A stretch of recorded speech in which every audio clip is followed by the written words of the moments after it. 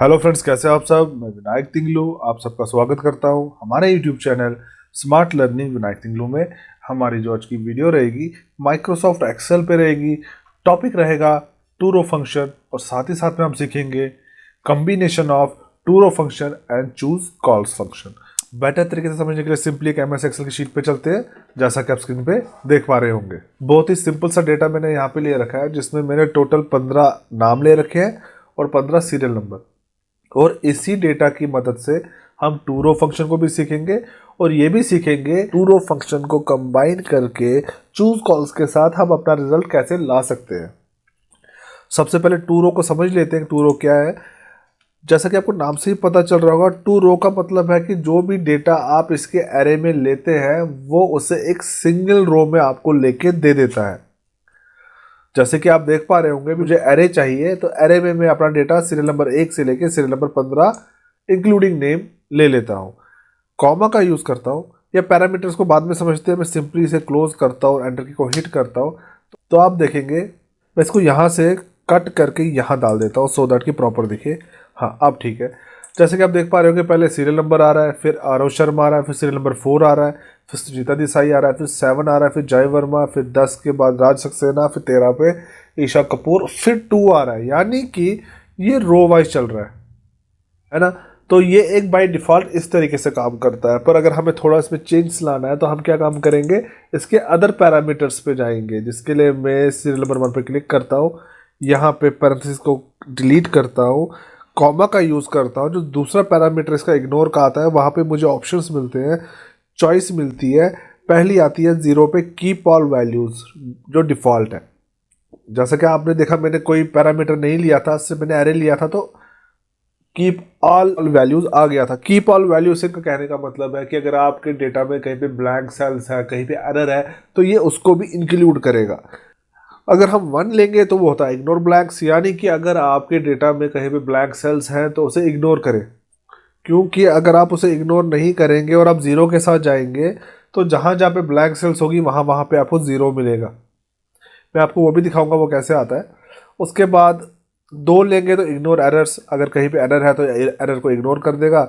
और अगर आपके डेटा में ब्लैंक सेल्स भी है और एरर्स भी है तो आप 3 के साथ जाएंगे। अभी के लिए मैं आपको इस पैरामीटर को बेटर तरीके से समझाने के लिए इसको मैं फिर से बाय डिफ़ॉल्ट पे लेकर एंटर करता हूँ। देखिए, आरव शर्मा की जगह पे अगर मैं ब्लैंक सेल दे देता हूँ तो क्या होगा, वहाँ पे यहाँ पे 0 आ रहा है ना।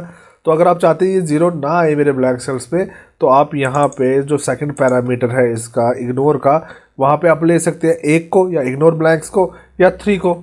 यानी कि अगर मेरे डेटा में कहीं ब्लैक सेल्स है या एरर है, उन सबको इग्नोर करो और मुझे सुटेबल सा प्यारा सा एक डेटा मुझे दे दो।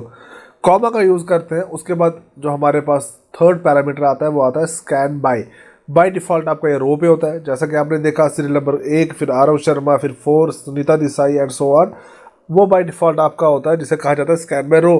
अगर आपको कॉलम में चाहिए स्कैन बाय कॉलम, यानी कि पहले 1 आएगा सीरियल नंबर, फिर 2, फिर 3, फिर आरव शर्मा, फिर अदिति वर्मा, फिर अजय मेहता, फिर 4, 5, 6 एंड सो ऑन।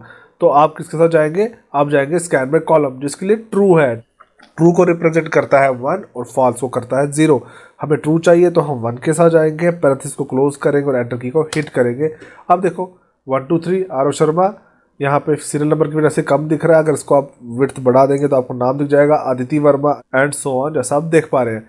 तो ये है हमारे टू रो फंक्शन का एक काम करने का तरीका जो आपके साथ मैंने शेयर किया है, जिसमें इसने सारे के सारे एरे को सिंगल रो में लाके दे दिया।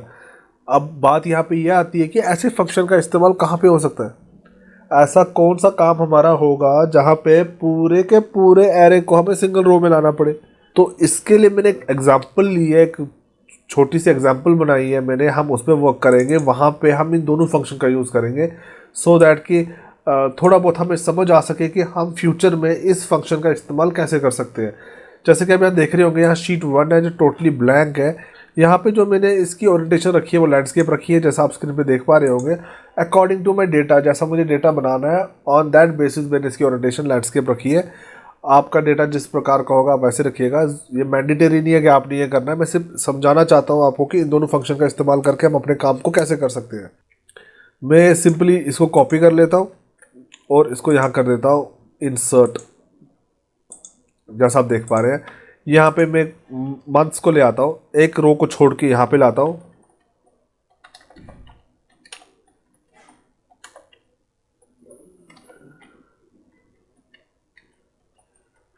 दो लिख दिए, एनफ है। आप सिंपली ड्रैग करते हैं तो हमें सब कुछ मिल जाएगा, जैसा आप स्क्रीन पे देख पाएंगे।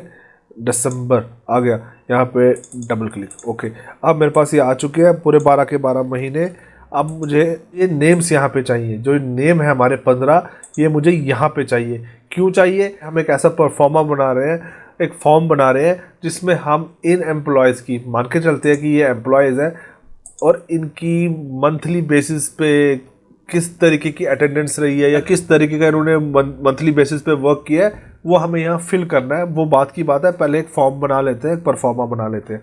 जिसके लिए सिंपली मैं यहाँ लिखूँगा इक्वल टू रो, टैब की को हिट करूँगा, एरे। इस बार एरे में मैं चूज़ कॉल्स को लूँगा, चूज़ कॉल्स, टैब की को हिट करूँगा। एरे मेरा क्या रहेगा? एरे मेरा पूरे का पूरा ही डेटा रहेगा, जैसे मैंने रो में लिया था, है ना। इस तरह करने के बाद मैं कॉमा का यूज़ करता हूँ। सेकंड पैरामीटर मेरा कॉलम नंबर है। मे बी आपको यहाँ पे साफ ना दिख रहा हो तो मैं इसको यहाँ नीचे ले आता हूँ, आप देख पाएंगे। पैरामीटर मेरा दूसरा कॉलम नंबर है। अगर आप लोगों को चूज़ कॉल्स के बारे में नहीं पता है तो आपको उसका लिंक डिस्क्रिप्शन में मिल जाएगा, आप वहाँ से वीडियो देख लीजिएगा। अभी के लिए हम अपना कॉलम नंबर लेंगे।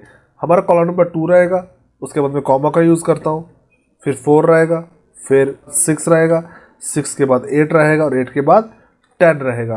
पर इसको क्लोज करता हूँ। ये 2 4 6 8 10 क्या है? ये मेरे ये कॉलम्स हैं, 1 column, 2 column, 3 column, 4 column, 5 column. क्यों? पहला कॉलम ये है, दूसरा ये है, तीसरा ये है, चौथा ये है, पाँचवा ये है, छठा ये है, सातवां ये है, आठवां ये है, नौवां ये है, 10वां ये है। तो अभी तो मैंने आपको ये करके दिखा दिया। अगर फिर भी नहीं समझ आए तो डिस्क्रिप्शन लिंक देख लीजिएगा, चूज़ कॉल फंक्शन का यूज़ कैसे करते हैं। इतना करके मैं सिंपली जब मैं एंटर की को हिट करता हूँ और इसको यस करता हूँ तो आप देखेंगे मेरे पास सारे के सारे एम्प्लॉय जो कि 15 थे वो यहाँ पे आ गए हैं। इनको प्रॉपर वे में लाने के लिए सिंपली पूरी शीट की सिलेक्शन करता हूँ, अपने कीबोर्ड से एक शॉर्टकट की यूज़ करता हूँ, Alt+HOI, जो ऑटो फिट करता है आपके कॉलम विड्थ को, जैसा आप देख पा रहे हैं। अब ये पेज से बाहर जा रहा है तो हम दो चीज़ें कर सकते हैं। या तो आप यहाँ पे अपने मार्जिन्स को चेंज कर लीजिए, यानी कि 1.8 को 0.6 कर लीजिए, यहाँ से भी 0.6 कर लीजिए। ओके करते हैं। अब जया शेट्टी तक आ गया। अभी भी हमारा कुछ डेटा बाहर है, जैसा कि आप यहाँ देख पा रहे होंगे। कुछ नाम हमारे अभी भी बाहर है, इनको भी अंदर लाने के लिए हम एक काम और कर सकते हैं। हम यहाँ पे फिर क्लिक करके नो स्केलिंग में जाके fit all columns on one page कर देते हैं। हमारा सारा का सारा डेटा अब यहाँ पे आ चुका है। आप देख पाएंगे कि जो लास्ट टाइम यहाँ पे हमारा आ रहा है वो है जयंत नैयर। चेक करते हैं कि लास्ट नेम यही है, तो आप देख पा रहे होंगे बिल्कुल यही नाम है। अब यहाँ पे इस हेडिंग को प्रॉपर वहाँ तक लाने के लिए हम इसको सिलेक्ट करेंगे कुछ इस तरीके से, या आप ऐसे भी कर सकते हैं। आप सिंपली यहाँ पे आने के बाद ऊपर की तरफ जाएंगे, कंट्रोल की, शिफ्ट की और लेफ्ट एरो को क्लिक करेंगे, आपका पूरा का पूरा हेडिंग सिलेक्ट हो जाएगा जितना हमें रिक्वायर्ड है। कंट्रोल 1 अलाइनमेंट हॉरिजॉन्टल से centre across selection. Format cells में अलाइनमेंट पे जाके हॉरिजॉन्टल में आपने यूज़ करना है, आपने चूज़ करना है centre across selection and okay. तो आप देखेंगे ये आ चुका है और फिल में हम ये कलर ले लेंगे। अब ये आपको लग रहा होगा कि ये मर्ज है, जबकि ये मर्ज नहीं है। अब इसको यहाँ से लेके यहाँ तक और यहाँ तक और यहाँ तक हम ले लेते हैं और Alt+HBA जो बॉर्डर देने की शॉर्टकट की है। तो आपका परफॉर्मा आपके सामने बनकर आ चुका है, जो हमने किसकी मदद से बनाया है? हमने बनाया है टू रो और साथ ही साथ में चूज़ कॉल्स की मदद से। तो आई होप आपको मेरी आज की बनाई हुई वीडियो पसंद आई होगी और साथ ही साथ में जिस तरीके से मैंने आपको टू रो फंक्शन समझाने की कोशिश की है आपको पसंद आया होगा। अगर पसंद आया है तो मेरे चैनल को लाइक, सब्सक्राइब और शेयर करें। Thanks for watching the video.